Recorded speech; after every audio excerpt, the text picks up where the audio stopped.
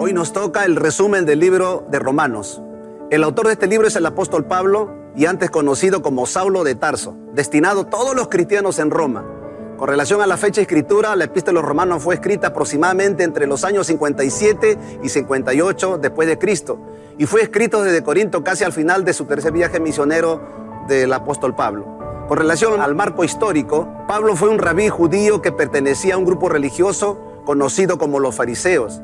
Él era apasionado por la Torá de Moisés y las tradiciones de Israel, y veía a Jesús y a sus seguidores como una amenaza, pero después tuvo un encuentro personal y radical con el Señor Jesucristo, con el Señor resucitado, quien lo comisionó como un apóstol, como un representante oficial al mundo de los no judíos, que es en la Biblia más conocido como el pueblo gentil. Pablo viajó alrededor del antiguo imperio romano, muy comprometido con su llamado, contándole a la gente acerca del Señor Jesucristo, acerca del Rey resucitado, y después formando también a todos los seguidores de Jesús en estas nuevas comunidades llamadas iglesias. Pablo ocasionalmente escribiría cartas a estas nuevas comunidades cristianas para ayudarles a desarrollar su fe o responder a sus preguntas. Y una de esas cartas es la epístola a los romanos. Aunque no se sabe quién llevó el evangelio a Roma, Pablo mismo visitaría Roma 3 años después que escribiría esta carta de bendición.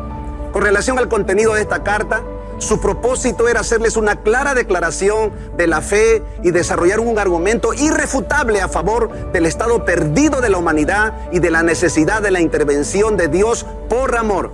Romanos se ubica correctamente primero entre las epístolas porque en el Nuevo Testamento es la exposición más completa y amplia de las verdades centrales del cristianismo, como el Evangelio de Dios y la redención. La epístola surgió por la intervención que tuvo Pablo de visitar a los cristianos romanos y su deseo de comunicarles las grandes doctrinas de la gracia de Dios que les habían sido reveladas al apóstol. Pablo presenta a Dios que no tiene acepción de personas, que su salvación está al alcance para los judíos como también para los gentiles, y llegar así a ser parte del cuerpo de Cristo. Pablo también presenta que toda la humanidad está bajo juicio y que la justificación es suficiente para la necesidad del hombre y se recibe solo por fe.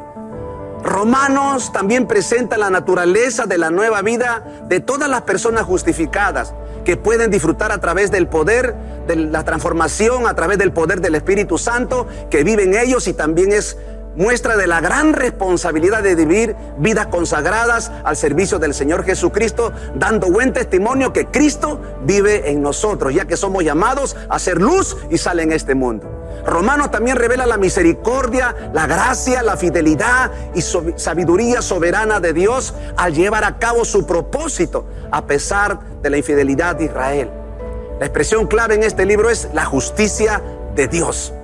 Ahora, con relación al contenido, a la división de este libro, la introducción a este tema encontramos en el capítulo 1, verso 1 al versículo 17. Luego, cuando todo el mundo es culpable ante Dios, vemos desde el capítulo 1 al capítulo 3 al verso 20.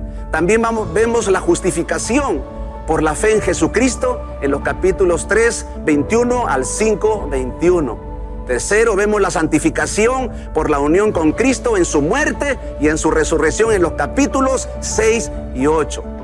El problema de la incredulidad judía lo encontramos en los capítulos 9 al capítulo 11 de este maravilloso libro.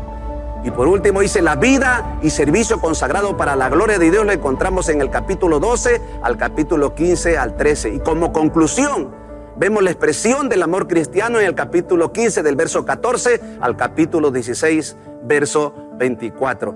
Este es el libro de los Romanos. Pasa a vosotros.